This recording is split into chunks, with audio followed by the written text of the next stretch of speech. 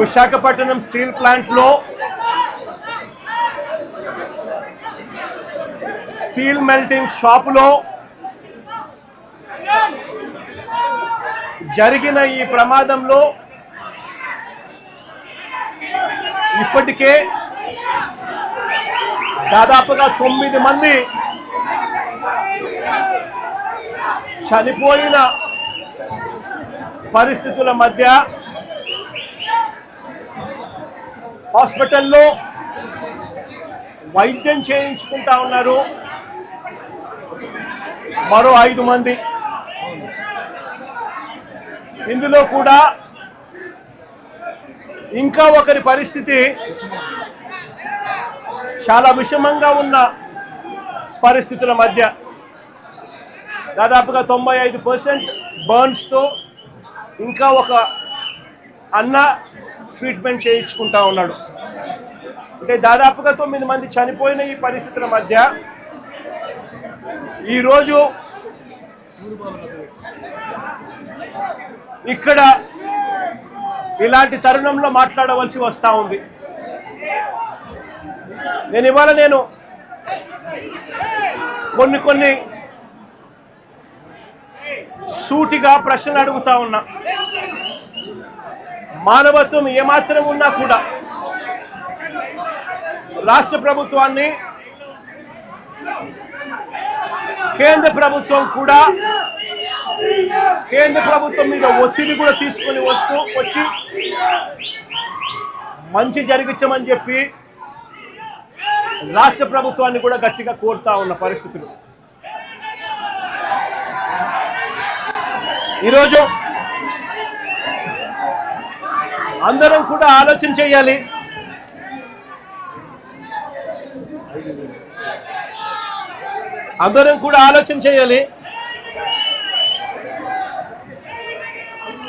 ఈరోజు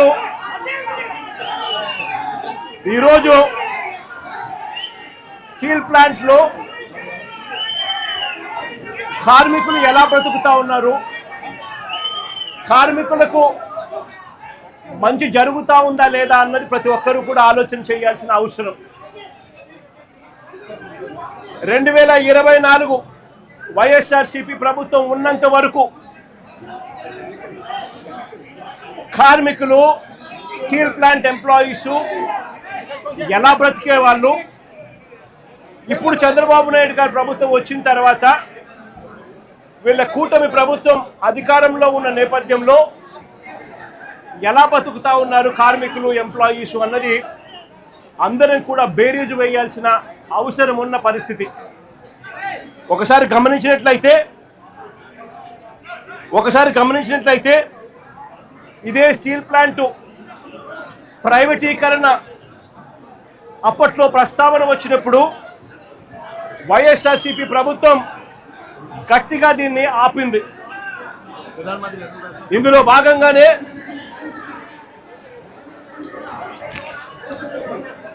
భాగంగానే అప్పట్లో 2021 మార్చి 9వ తారీఖున ప్రధానమంత్రి గారికి లేఖను కూడా రాశాం. ఎట్టి పరిస్థితిలోనూ స్టీల్ ప్లాంట్ ప్రైవేటైజేషన్ జరగకూడదు, ఈ ప్లాంట్ను నిలబెట్టగలిగే పరిస్థితికి వివరిస్తూ ఏ రకంగా చేస్తే ఈ ప్లాంటు నిలబడగలుగుతుంది అని చెప్పి సలహాలు ఇస్తూ ప్రధానమంత్రి గారికి లేఖ కూడా రాశాం. 9వ తారీఖున లేఖ రాశాం. అదే మాదిరిగా ఫిబ్రవరి 6 కూడా రెండో లేఖ కూడా రాశాం. ఫిబ్రవరి 6 కూడా రెండో లేఖ కూడా రాశాం. ఫిబ్రవరి 6, మార్చి 9 అది చూపించు. 2 లేఖలు ప్రధానమంత్రి గారికి రాశాం. ఫిబ్రవరి 6, మార్చి 9. దీని తర్వాత మేలో 2021 మేలో ఏకంగా అసెంబ్లీలో తీర్మానం చేశాం. ఇది అసెంబ్లీలో తీర్మానం చేసిన మినిట్స్.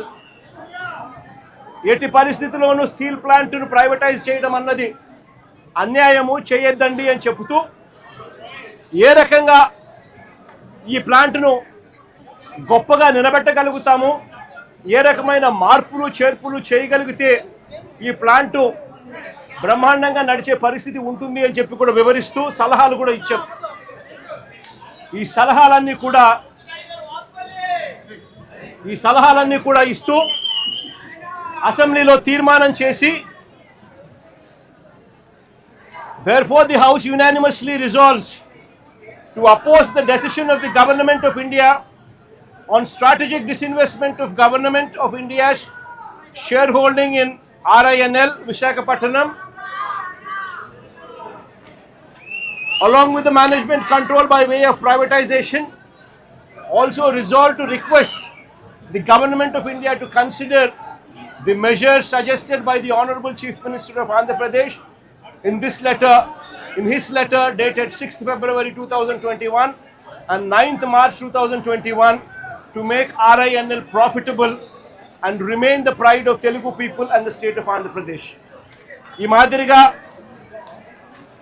అసెంబ్లీలో తీర్మానాలు సైతం చేసి ప్రైవేటైజేషన్ను అడ్డుకోగలిగాం, ఆపగలిగాం, ఎంప్లాయీస్కు తోడుగా నిలబడగలిగాం. అంతేకాదు ప్రధానమంత్రి గారు విశాఖపట్నం వచ్చినప్పుడు నవంబర్ 12, 2022 సాక్షాత్తు ప్రధానమంత్రి గారి సమక్షంలోనే ప్రైవేటైజేషన్కు ఆపండి అని చెప్పి కూడా ప్రధానమంత్రి గారిని కోరడం కూడా జరిగింది. పబ్లిక్ మీటింగ్లో ప్రధానమంత్రి గారి సమక్షంలోనే. నేను చెప్తా ఉన్నా, ఆ వాలెట్కి వైఎస్ఆర్ కాంగ్రెస్ పార్టీ అంత గట్టిగా ఎంప్లాయీస్కి తోడుగా ఉన్నది కాబట్టి, అంత గట్టిగా నిలబడింది కాబట్టి ఆ రోజు 28,000 మంది ఉద్యోగస్తులు పనిచేస్తూ ఉన్నారు వైఎస్ఆర్ కాంగ్రెస్ పార్టీ ప్రభుత్వం దిగిపోయే నాటికి. నేను అడుగుతా ఉన్నా, ఈరోజు పరిస్థితి ఏమిటి అనంటే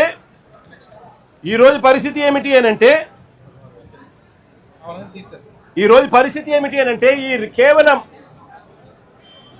ఈ 2 సంవత్సరాల కాలంలోనే ఏకంగా 28,000 మంది పనిచేస్తూ ఉన్న ఈ సంస్థలో కాంట్రాక్ట్ అయితేనేమి, పర్మనెంట్ ఎంప్లాయీస్ అయితేనేమి, రెగ్యులర్ ఎంప్లాయీస్ అయితేనేమి 28,000 పనిచేస్తూ